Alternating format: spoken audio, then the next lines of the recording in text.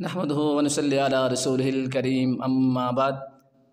جیسا کہ آپ حضرات کو معلوم ہے، ہم نے اپنے چینل حسن آنلائن قرآن اکیڈمی پر سیرت کا آغاز کر رکھا ہے۔ تو آج کی سیرت آپ صلی اللہ علیہ وسلم کا سفر شام کرنا، اس کے بعد یعنی حضرت عبدالمطلب کی وفات کے بعد آپ صلی اللہ علیہ وسلم کے حقیقی چچا ابو طالب آپ صلی اللہ علیہ وسلم کے ولی ہوئے، ان کے پاس رہے آپ صلی اللہ علیہ وسلم، یہاں تک کہ آپ کی عمر شریف 12 برس 2 مہینہ کی ہوئی۔ تو ابو طالب نے تجارت کے لیے ملک شام کے سفر کا ارادہ کیا، تو آپ صلی اللہ علیہ وسلم کو ساتھ لے کر شام کی طرف چلے۔ راستہ میں مقام تیمہ میں اقامت فرمائی، یہاں ٹھہرے۔ آپ صلی اللہ علیہ وسلم کے متعلق یہود کے ایک بڑے عالم کی پیشین گوئی۔ آپ صلی اللہ علیہ وسلم مقام تیمہ میں مقیم تھے۔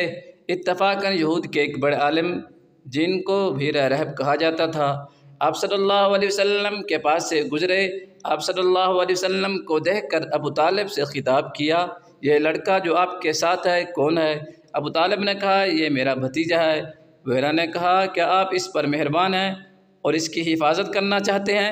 ابو طالب نے کہا، بے شک۔ یہ سن کر بحیرہ نے خدا کی قسم کھائی اور کہا، اگر تم اس کو شام لے کر گئے تو یہود اس کو قتل کر ڈالیں گے، کیونکہ یہ خدا کا نبی ہے جو یہود کے دین کو منسوخ کرے گا۔ میں اس کی صفات اپنی کتاب میں پاتا ہوں۔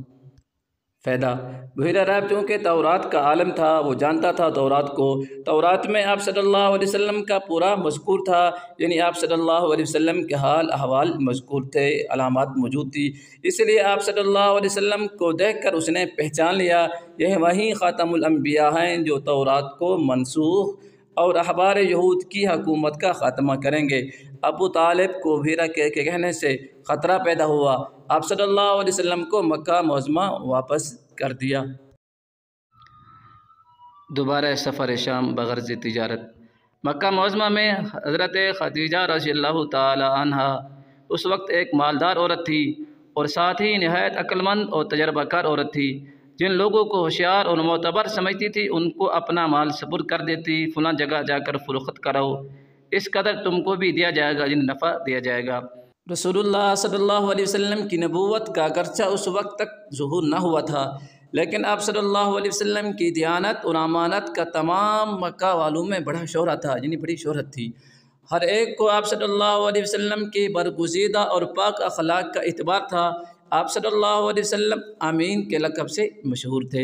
یہ شہرت اور بزرگی حضرت خدیجہ رضی اللہ تعالی عنہ پر پوشیدہ نہ تھی، اس لیے انہوں نے چاہا کہ اپنی تجارت کو آپ صلی اللہ علیہ وسلم کے ثبوت کر کے آپ صلی اللہ علیہ وسلم کی دیانتداری سے نفع اٹھایا جائے۔